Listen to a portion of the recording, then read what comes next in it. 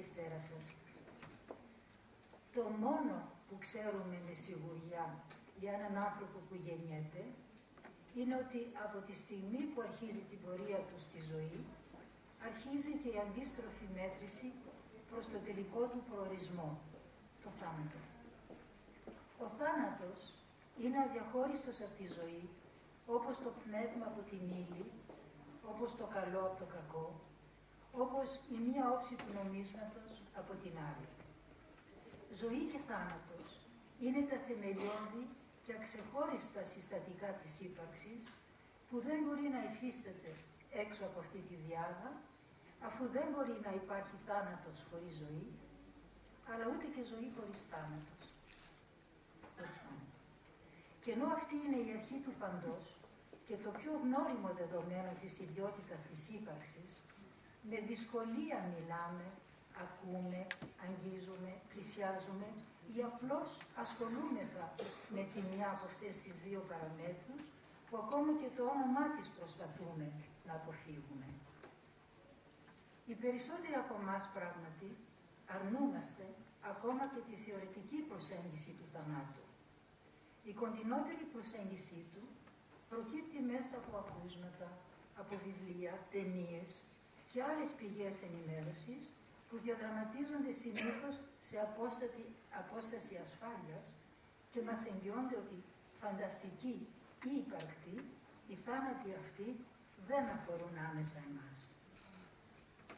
Έτσι μόνο μπορούμε να συνεχίσουμε τη δική μας πορεία στη ζωή, παγιδευμένοι μέσα στην διαθέσιση μιας πλαστής συνέχειας. Το κοινό στοιχείο όμως σε ό,τι είναι ζωντανό είναι η θνητότητα, δηλαδή η ιδιότητά του να εμπεριέχει στην ίδια την αρχή του και τον αναπότρεπτο τέλος του. Και αυτή είναι μια φρικτή σκέψη που μας γεμίζει με τρόμο.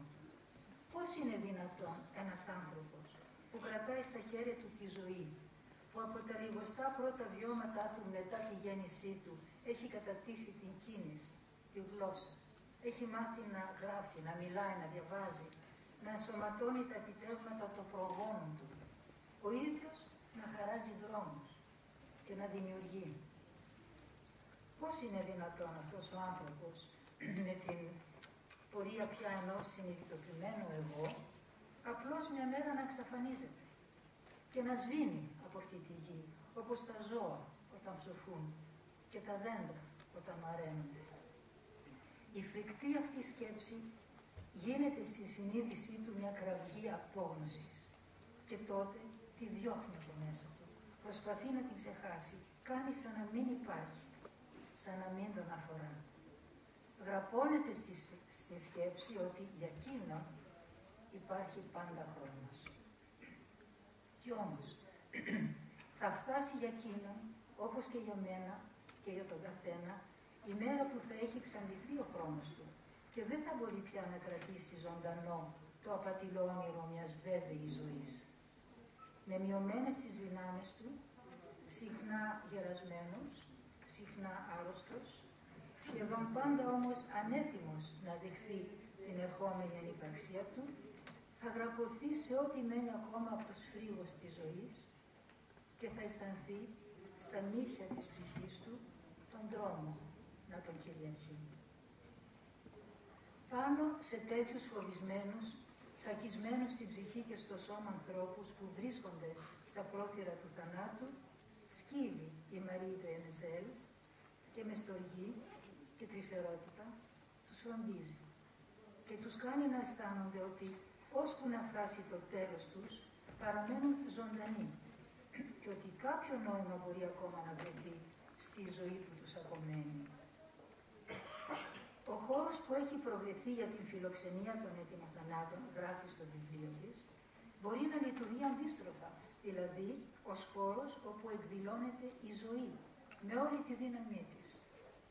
Και λέει πιο κάτω, τη στιγμή που ο θάνατος είναι τόσο κοντά, που η θλίψη και ο πόνος κυριαρχούν, μπορεί να υπάρξει ακόμα ζωή, χαρά, πρωτόγνωρη ψυχική δύναμη και πρωτόγνωρη και σε ένταση και σε βάθος.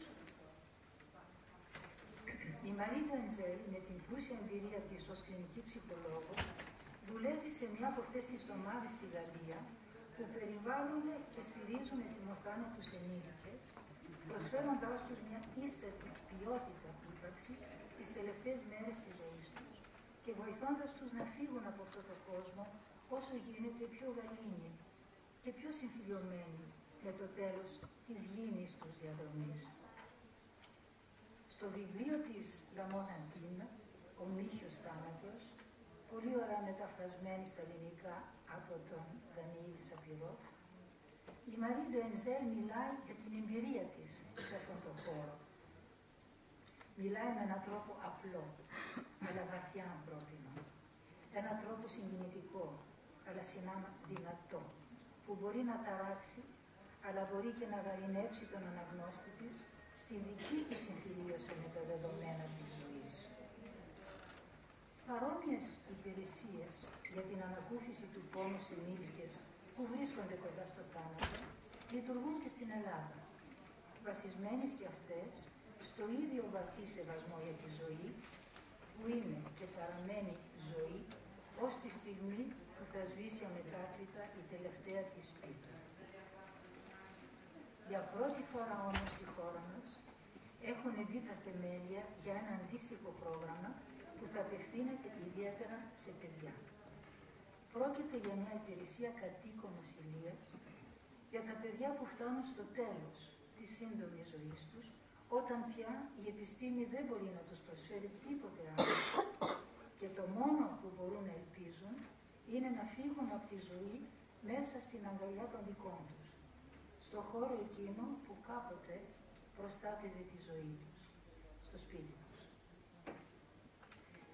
Την οργάνωση αυτού του προγράμματος πρότεινε το 2005 η Μέριμνα. Η Μέριμνα είναι μια μη κερδοσκοπική εταιρεία για τη φροντίδα παιδιών και οικογενειών που αντιμετωπίζουν μια πληθυντική για τη ζωή αρρώστια ή το θάνατο αγαπημένου τους προσώπου ή ακόμα την εμπειρία τραυματικών γεγονότων που προκαλούν απώλειες και αναστατώνουν τη ζωή τους. Όπως για παράδειγμα πυρκαγιές το φετινό καλοκαίρι σε πολλές περιοχές της Ελλάδας. Πρώτο μέλημα της Μέριμνας για να μπορέσει να λειτουργήσει ένα τέτοιο πρόγραμμα ήταν να καταρτήσει μια ομάδα εξειδικευμένων επιστημόνων, παιδιάτρων, ψυχολόγων, νοσηλευτών, οι οποίοι πράγματι είναι σήμερα έτοιμοι να αναλάβουν τόσο τη φροντίδα αυτών των χωρίς ελπίδα ζωής παιδιών, όσο και τη στήριξη των υπόλοιπων μελών της οικογένειάς τους.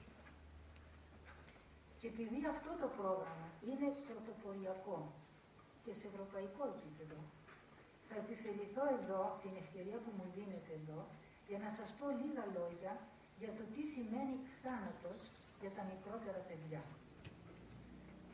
Να καταλάβετε πώς δουλεύουμε με αυτά τα παιδιά και με ποιες βάσεις.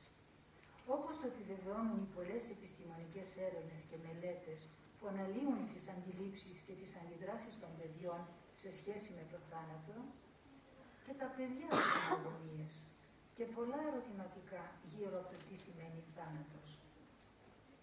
Οι ερμηνείες τους όμως και τα κεντρικά στοιχεία που δημιουργούν την κατανόησή τους για την έννοια του θανάτου διαφέρουν πολύ από αυτά που χαρακτηρίζουν τη στάση των ενηλίκων. Ανάλογα με το επίπεδο εξέλιξης στο οποίο βρίσκεται, ένα παιδί θα χρησιμοποιήσει διαφορετικές έννοιες για να καταλάβει τι ακριβώς σημαίνει να είσαι πεθαμένος.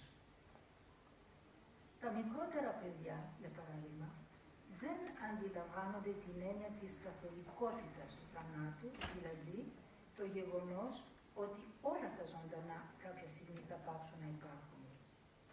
Στα μικρά παιδιά είναι ακόμα τόσο χυμώδης η δύναμη της πρόσφατης αποκτημένης ζωής που δεν αφήνει χώρο για το αντίθετό της, την εξαφάνιση, την ανυπαρξία, το θάνατο.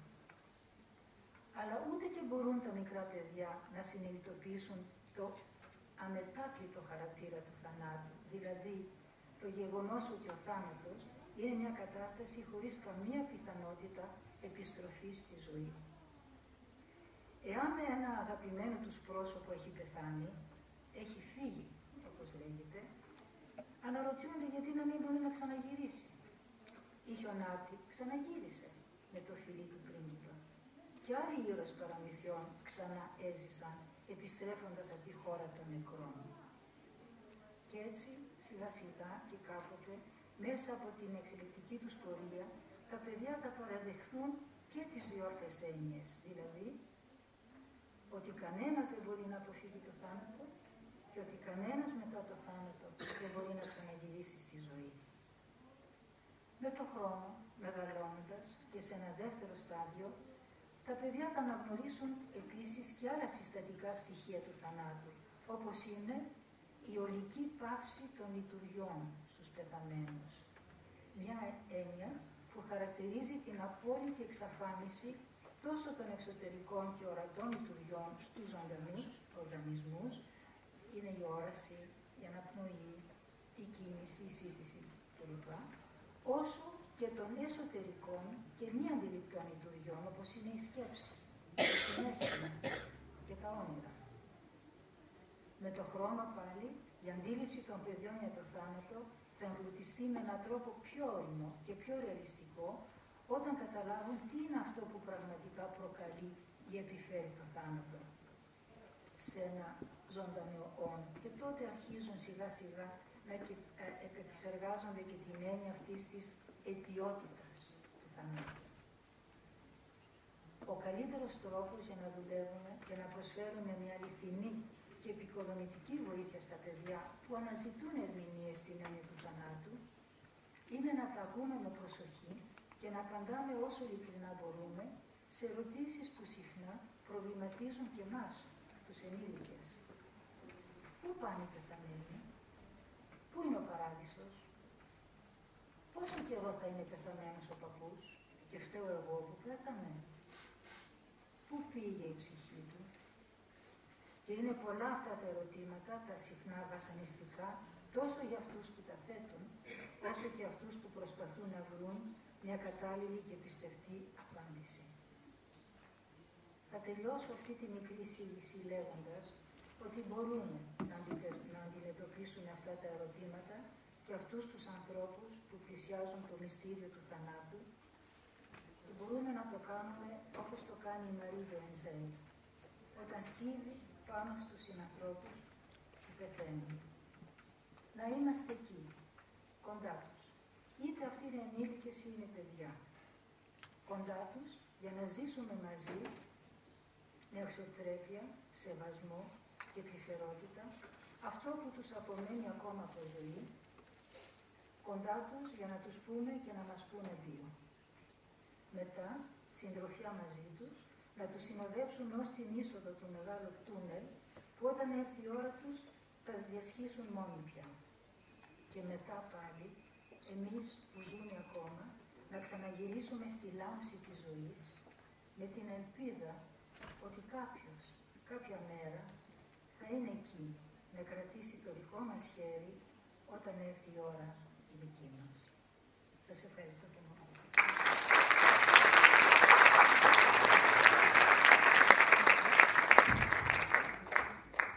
Θα μας μιλήσει για το βιβλίο η κυρία Μαρία Μπούρη, «Παιδεία του Μένους της Μέριμνας». Θα ήθελα να πω ότι αυτό το πρόγραμμα που ανέφερα εδώ έχει ως υπεύθυνο την εξαιρετική παιδίατρο Μαρία. Ξέρω δεν σε αρέσει να το λέω, δεν πειράζει. Θα ήθελα πολύ να σας μιλήσει λίγο για το πώς ήδη δουλεύει αυτό το πρόγραμμα στη Μέριμνα και βέβαια πώς εκεί συναντούμε και ό,τι αυτά τα πράγματα που μας λέει η Μαρή Ντοενζέλ.